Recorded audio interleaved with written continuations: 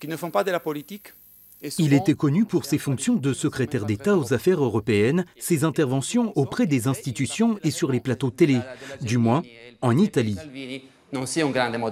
Sandro Gozi, 51 ans, ministre jusqu'en 2018, a décidé de passer la frontière et de se rapprocher d'une liste française, celle de la République en marche, en vue des élections européennes.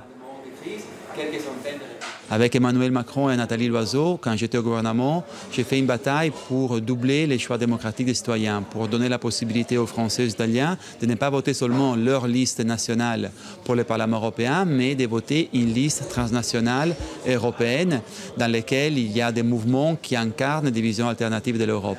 La création de cette liste transnationale Renaissance émane d'une volonté d'ouverture de la part d'Emmanuel Macron. L'Italien, membre du parti démocrate proche de Matteo Renzi, l'ancien président du Conseil, peut, selon la République en marche, apporter ce renouveau. Cette renaissance européenne, pour nous, elle passe aussi par le renouvellement des listes pour ce scrutin, pour dépasser simplement les enjeux de politique nationale qui, malheureusement, parasite trop souvent ce scrutin qui est, encore une fois, décisif.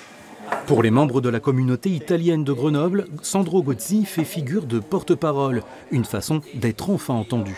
Le fait d'avoir un représentant d'Italie dans une liste transnationale en France, je l'ai trouvé une chose très passionnante. Face aux mouvements d'aujourd'hui qui sont nationalistes, qui veulent combattre l'intégration européenne, qui veulent combattre tout le travail qui a été fait de rapprochement entre les pays, ça donne espoir que l'on peut retourner à cette vision d'entraide européenne, de coopération face aux difficultés actuelles.